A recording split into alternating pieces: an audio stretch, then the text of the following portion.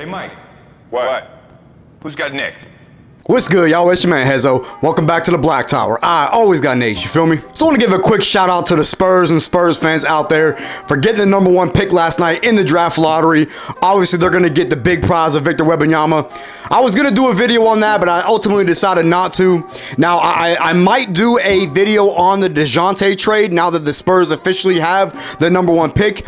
If y'all do want to see that video, let me know down in the comments. So with that being said, there's another team that I got on my mind for today, and I wanted to make this video like last week or so, actually, but within the last couple weeks, right after they got eliminated from the playoffs. And I want to talk about the Warriors, and I want to talk about their run. And is their run in fact over? Subscribe to the channel if you are new, drop a like on the video. Let's get right into it. Now, real quick, I just want to let y'all know that I'm going to be out of town for the next couple days. I will not come back until Monday, so I will not be doing any content up until probably about Tuesday or Wednesday of next week. So y'all keep that in mind. So I will not be recording it all this weekend. I got some wedding stuff to take care of. I'm going up north. So y'all keep that in mind over the next couple days when you don't see any content, but it will resume once I get back. So let's talk about the Golden State Warriors.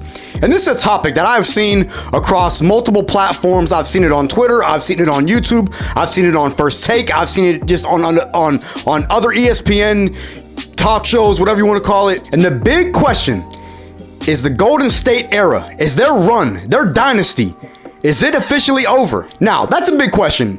I don't have a direct answer because I think it depends on a lot of things. I want to start, and when you look at this playoff run that they just had, yes, they beat Sacramento in the first round. Shout out to the Kings for making the playoffs and taking the defending champs to 7 games. Steph Curry went bananas in Game 7. I've talked about that in a past video. But this team has a lot of questions that need answered, starting with this offseason. And the first question is Draymond Green, right?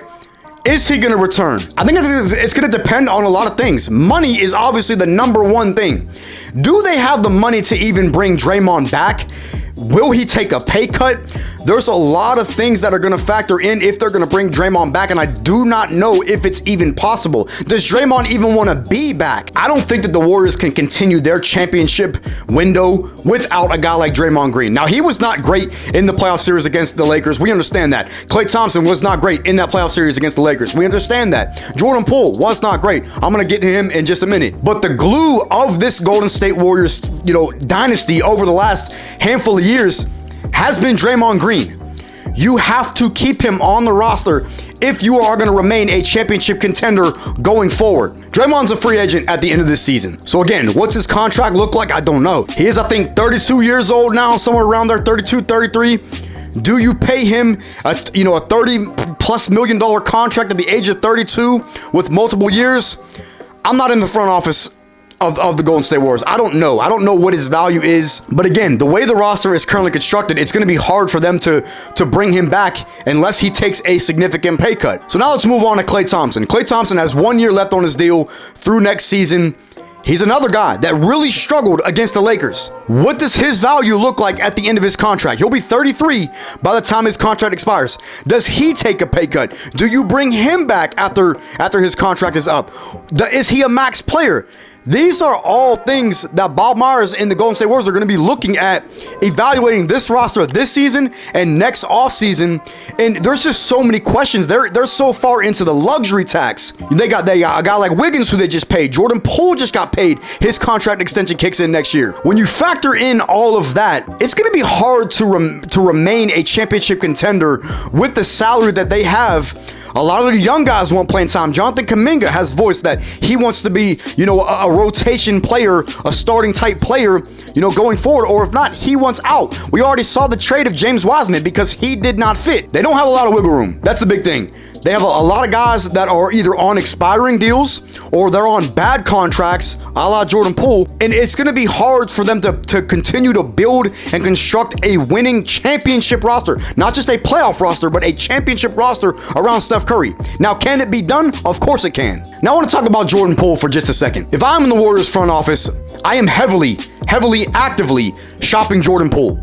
He was so bad in the playoff run, especially against the Lakers. You can tell that the whole issue with him and Draymond from the beginning of the season, before the season even started, when Draymond sucker punched him in the face, you could tell that is still lingering. These guys do not like each other. And if it comes down to it, I think if you have a chance to bring back Draymond and trade Jordan Poole, I think you have to do that. You have to keep this championship window open, and you can still win without a guy like Jordan Poole, because he's still going to have some value. As bad as he has played in the playoffs this year, he still has some value because he's still young. He is a very similar type player to Curry. No, I am not comparing Jordan Poole to Steph Curry. Let's get that out the way. I'm not comparing him, but his play style is very similar because he takes a lot of long three balls, but he gets a trigger happy a lot. He has the green light a lot of time. Takes a lot of stupid shots. Now Curry makes it, so he gets, he's the greatest shooter of all time. We understand that, but I think you have to look to move on from Jordan Poole if you're going to keep this championship window open, because Draymond is going to need a contract extension, because a guy like Klay Thompson will need a contract extension. Regardless if you're going to keep them, regardless if they're going to be a championship team, I think these two guys deserve to retire as Warriors. These two guys have earned their money over the past. Again, they did not play well in the playoffs. We understand that. We get all that. But it doesn't diminish what they have done for this Warriors franchise and what they have done for this dynasty and what they have done for this run. I mean, the Warriors won four championships in 6 years. That ain't nothing to, just scoff at. You know what I mean? Like, Klay Thompson and Draymond Green were huge parts of that. Andrew Wiggins was a huge part of last year's run. We understand that. That's why he got a contract extension. If I'm in the Warriors front office, you have to look to retool around Steph and Wiggins. Not rebuild, retool. And I think it starts with their core guys, but I do think that these guys are going to have to take pay cuts in order for them to keep their championship window open and be able to compete for the next, 2 to 3 years for another championship. And then maybe if you win one more, maybe, okay, it's time to let's cut ties, let's rebuild. Maybe Steph Curry retires, maybe Klay retires. We don't know. We don't know what it looks like. Guys retire early. I'm not saying that these guys don't have a lot of basketball left in them, because they do, especially Steph Curry, who I think just turned the age of 35, if I'm not mistaken. But Curry still has so much basketball left because of how his game is predicated. It's not predicated off of athleticism or anything like that. It's off of just pure skill. Klay struggled shooting the ball, but there's no doubt in my mind that he can't get back shooting at a high percentage, next season and prove that he's still worth it at the age of 33. I mean, Kevin Durant's 34 and he's getting paid, $140 million. And I'm not saying Klay's going to get that type of contract, but there's no reason why Klay shouldn't and probably should get a $25 to $35 million contract because of what he's done, because of who he is, because of what we know he's capable of, and probably Draymond Green too. Now again, what does the rest of the league value these two guys at? I don't know. I'm not in front offices. This is all my opinion at the end of the day. But I think it starts with trading Jordan Poole. I think they got to see if they can get some assets back in return. I think maybe you have to look to move on from a guy like Moses Moody, who they wanted as a part of their future.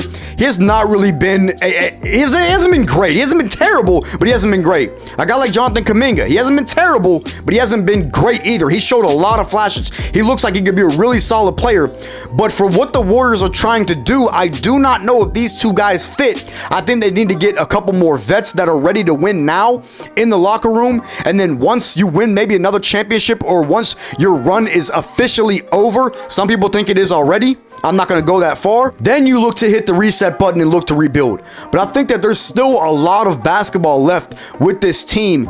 But it starts with re-signing Draymond, re-signing Klay, and I think they do have to move on from Jordan Poole. Now, they have a lot of other guys on this roster that may demand a little bit more money that they're making once their contract is up. Kevon Looney, who had an incredible playoff run, especially on the glass. I mean, this dude was incredible on the offensive glass. He's going to probably get a lot more money than what he's getting paid now.